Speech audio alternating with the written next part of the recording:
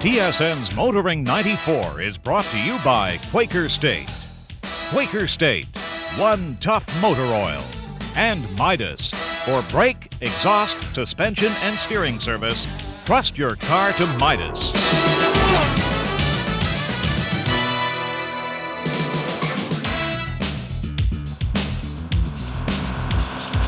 This week, Motoring 94 is at the scene of the fire. Just kidding. Hello, everybody. In reality, we are at a firefighters muster. And for a guy like me who's been chasing fire trucks all his life, this is the place to be. And we'll tell you more about it and what a muster is later on. But first, we've got the second part of our two-part series on the tow trucking industry.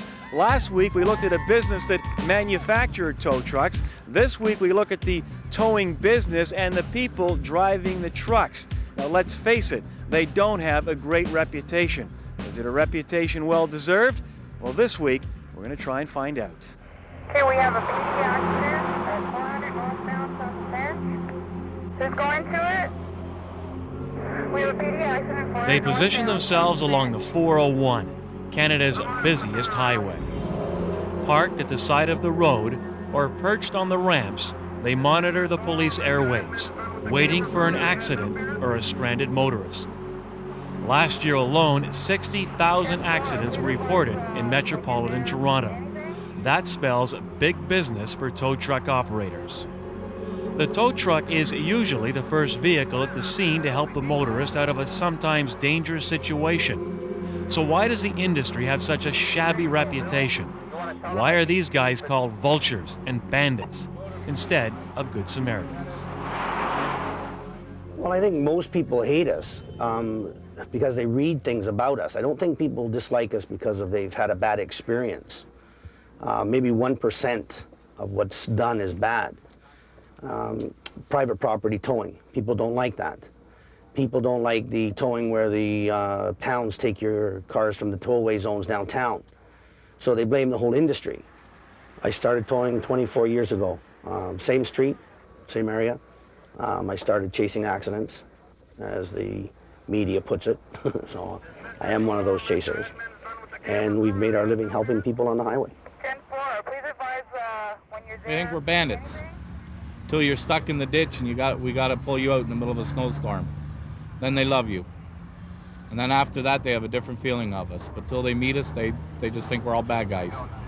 Basically, it's a 7-day-a-week job. A lot of us can't afford not to sit at home anymore. We have to come out and work. And it's just a problem all the time. We're not appreciated anymore. And you get a little fed up after a while. We've seen a lot of good drivers, like I said, and there's some bad ones. Like I was telling you earlier about a simple 2-car accident where I had no less than 15 tow trucks at the scene. A lot of the drivers felt that the first one on scene should have had the tow truck, should have had the call. The officer came on scene, which was Peel Regional. At the time, she turned around and made a call, and she said, "Who's next on the list?" The list came up. The last tow truck on scene was one of the drivers that should have got the call. He went ahead, hooked up. A fist fight broke out between the tow truck drivers from the drivers who thought they should have had the call and not him. They had to call for backup. They had to separate the fight, and it goes on from there. Yeah, go ahead. Okay, we have a PD accident at 400 northbound. They scan everything. They scan OPP, they scan us. Everything that goes over the air, they hear it. And I've seen 10, 12 trucks and 1 car, maybe 2 cars to go, to be towed, okay? And then lots of times the OPP have to tell them to move on, so, you know.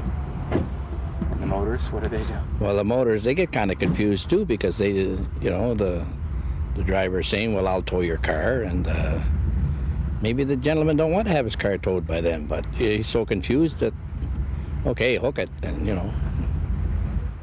Well, the business over the years, it's changed in such a way that there's more trucks out there. I would say that there's probably 3 times as many trucks as there were in 1979 when the city brought licensing into effect. I really don't think there's that many more cars or trucks to be towed out there. But I think that one of the reasons for quite the increase in the amount of trucks is the fact that people are out there cruising the highways. They're very much interested in picking up cars that have been involved in collisions and taking them to body shops for finder's fees, which is not what we do, by the way. Sure we do. It's never been a secret. Tow truck driver can't survive on a $30, $40, or $50 tow bill. They can't survive even on $150. You have $60,000 trucks. If they couldn't get any type of a commission from a body shop, okay, they would have to tow maybe 10 cars a day to cover their costs. The chaser's lucky if he tows maybe 4 or 5 a month. So at $150, wouldn't even cover the insurance. Okay, $3,000 is average a year for a truck in the city, some as high as 5.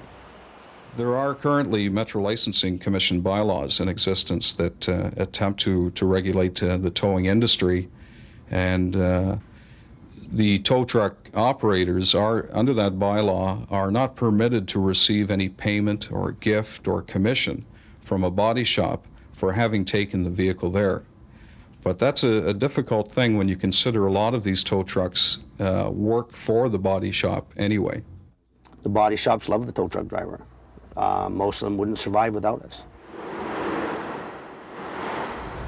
You even go to a movie or something, and even on the movies, I mean, tow truck drivers are usually, you know, the scumbag biker type guys. Well, we're not. I mean, you know, there's a lot of times we help people out and stuff like that, and, you know, people get to know us, but they have to use us to actually get to know that we're not people that are just out there doing drugs and stuff like that. I mean, we're not doing that kind of stuff.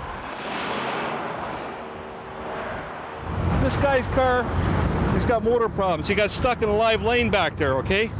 So now MTO seen him. They pushed him off with a bumper, got him off here in a safe spot.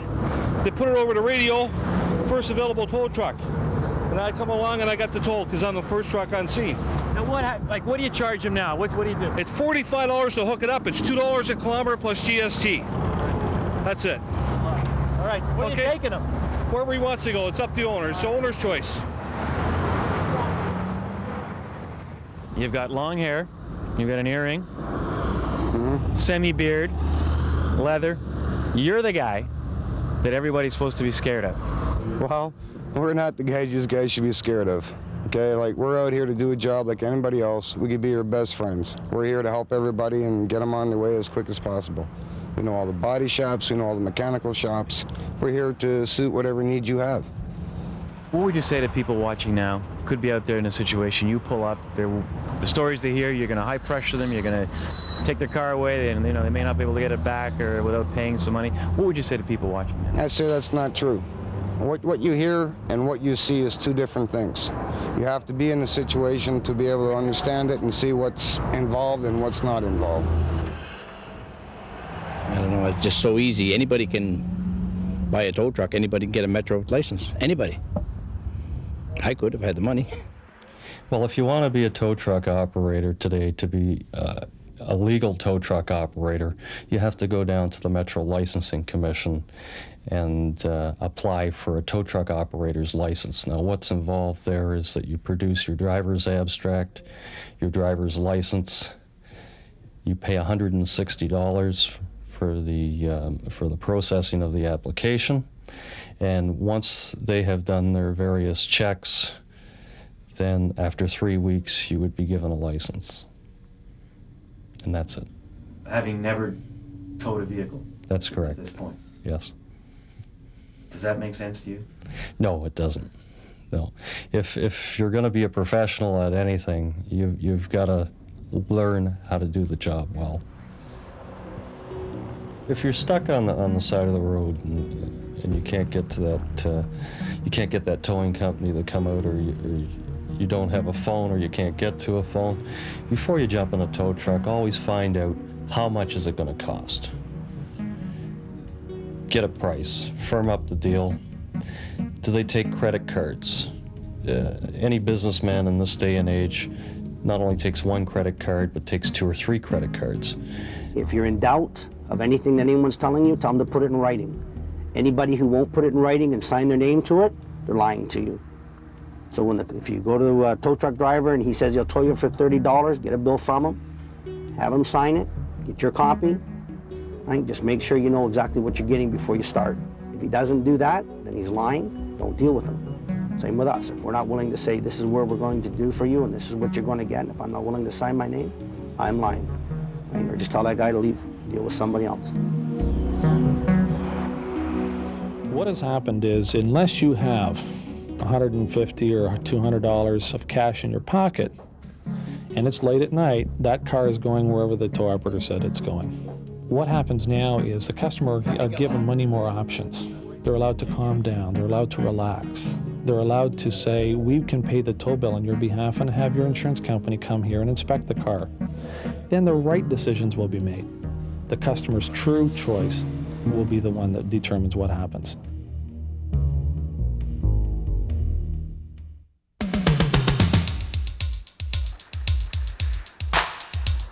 Test Drive with Graham Fletcher.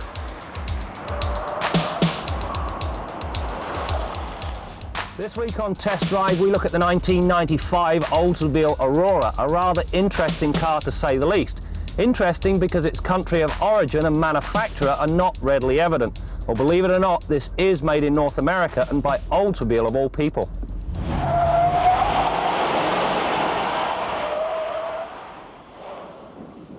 The Aurora is, to all intents and purposes, totally new. The only thing this car has in common with any other Oldsmobile is its base chassis, which was partly derived from the Olds 98. At the heart of this luxury touring car is a splendid 4-litre 4-cam 32-valve V8 that produces 250 horsepower and 260 pounds-feet of torque. This power is relayed to the road via a dual-mode automatic that rates as one of the best in the industry. During the skid pad test, the Aurora zipped through the 100k mark in a tad over 8 seconds. Certainly more than respectable. The engine and transmission come into their own in the mid-range. Tromp the gas pedal and the tranny slips down a couple of cogs, which gets the engine on cam, and away you go. Getting from 60k to 160k is accomplished in short order. When it comes to smooth, this engine again qualifies as one of the best. As with the Infiniti Q45 and the Lexus LS400, you can balance a loonie on edge while the engine is running. A cheap trick, but one that illustrates the point very effectively. The suspension is made up of modified McPherson struts up front with a semi-trailing arm design in back. The rear air shocks provide automatic load leveling. During the pylon test, this setup put on a fine display. The amount of body roll is controlled and understeer is mild. Opting for the Autobahn package upgrades the rubber, which is the only weak link. One of the techie items on the Aurora is the power steering design. It's called MagnaSteer Magnetic Assist Steering. It combines hydraulics, electronics and magnetics to produce a continuously variable assist. The feel and effort required during a variety of maneuvers yields the desired results. On the highway, the response is quick, while you can almost spin the wheel with your pinky when parking. During the brake test, the four-wheel disc brake system, complete with a full anti-lock feature, hauled this heavy car to a halt in just 116 feet from 80k. Working hand in hand with the ABS is a sophisticated traction control system. When it detects wheel spin, it begins to brake that wheel. If the problem persists, the system interfaces with the engine control module to retard the timing and limit fuel delivery. The result is a highly drivable car regardless of the conditions. Should the driver wish, you can turn the system off at the touch of a button. The single biggest drawback with this Aurora has to do with the trunk design and layout. It really hasn't been thought through very well. First of all, the lift over is far too high. The width is very narrow both ways. So if you have to put anything substantial into the trunk, it's going to be a problem. The other area of concern, everything slides forward and you have to almost climb in to retrieve it. Not very well thought out at all. The interior design is simply stunning and bears absolutely no resemblance to any other GM I've ever tested. The dash is simple and easy to read thanks to the large dials. The entire center console is canted towards the driver, making everything very easy to reach. The list of comfort and convenience items is complete, right down to the 8-way power seats that feature a 2-position memory for the driver's chair. The front seats provide above average comfort, and in the rear there's ample head and leg room. At Attention to detail in any car design is very important. Well, on this Aurora, I've added an elasticized thing with a clip on the end. The reason it's there is to keep the seatbelt away from the neck and face area of smaller adults or children. This thing allows the seatbelt to be worn properly, which in turn improves occupant safety. It's a very simple idea, but it's a very good one. The list of little extras rounds out the interior. Auxiliary controls to the radio and heater are housed on the steering wheel, and the front passenger gets their own heater controls mounted in the door panel. The item that impressed me most, though, is the fact that all the controls have a uniform tactile feel, and the level of fit and finish is well above the General's usual standards. The latter is important because this car will challenge the likes of the Infiniti J30, 5 Series Bimmers, and the upscale Lexuses of this world.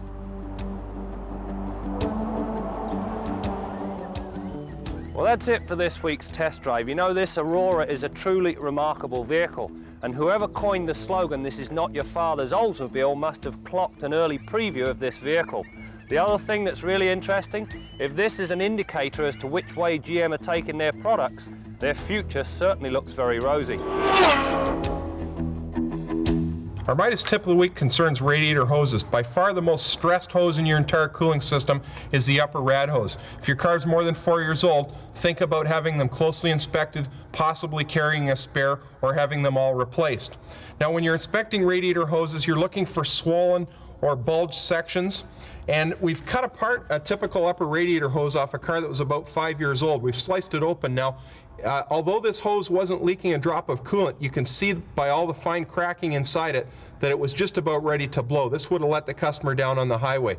And that's one of the things you want to check for periodically. If you're in any doubt at all, make sure you've got a backup. They're not heavy, easy to stow away. There's one other condition that you should look for in hoses with a stone cold engine. Make sure that your rad hoses aren't collapsed or flattened down like a pancake. If you see that condition with a stone cold engine, it's not a hose problem. You've got to replace the radiator cap. That's your Midas tip of the week.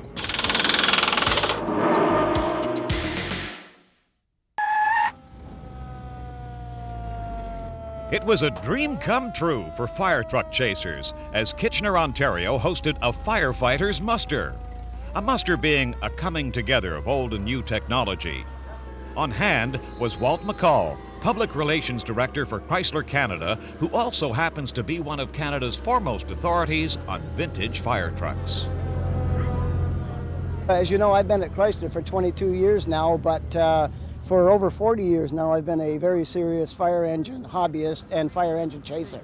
This is a really good cross-section, a very interesting variety of antique, vintage, and of course modern fire engines. Unusually eclectic collection here today of manufacturers and types. The oldest one would be, I think, 1879, a hand-drawn hook and ladder truck. There's an 1860 hand tub here. This 1923 American LaFrance is typical of the units that Toronto modernized its fire department with in the 20s. It's been beautifully restored, virtually perfect, but there's just a marvelous mix of interesting old fire engines here. Oh yeah, there's dedication. Number one is the machinery, number two are the people. Firefighters are a special breed. I love to hang around them and their equipment. They love this stuff. They just look at these old rigs and say, how did they ever fight fires with those things? No windshields, no safety equipment as we know it today, but they did the job, and most of them will still do the job they were designed for. If you looked under the hood of a 1930 Bickle fire truck, this is what you'd find. A flathead 6, 404 cubic inch, 86 horsepower engine. Now, Bickle was a Canadian company, and the home for this particular fire truck now is the Leamington, Ontario Fire Department. And you know, when this vehicle was sold or bought in 1930, it went for $5,600, including taxes. And you know something? I know a guy who's in the market for a truck, Bill Gardner. Well, Brad, there's not much question I need a new pickup truck. I don't think anybody would give you an argument there, but the funny thing is, the one thing that's still good on that old pickup truck is the leaf springs in the rear. They're as strong as the Rock of Gibraltar, and that's where we want to start talking today is about suspension and spring systems. And we're having a look at the rear suspension right now on an all-wheel drive Dodge minivan. Now, that's interesting for a couple of points. First of all, This is a vehicle that started out life as a front-wheel drive vehicle and had a rear drive system grafted on to achieve all-wheel drive. And they were able to do that while still maintaining the multi-leaf steel rear spring that vehicle was first designed with.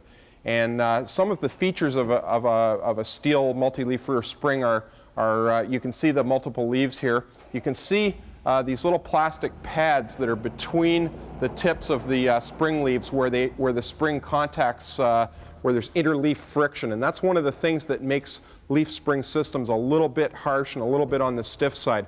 But they are the best system for cargo carrying, and that's why they're used in everybody's full-size pickup, everybody's full-size van, and several of the minivans. Now let's move to the front of this vehicle and have a look at the coil spring system that's used in the front of this minivan, because it's very similar to most front-wheel drive cars that are on the road today.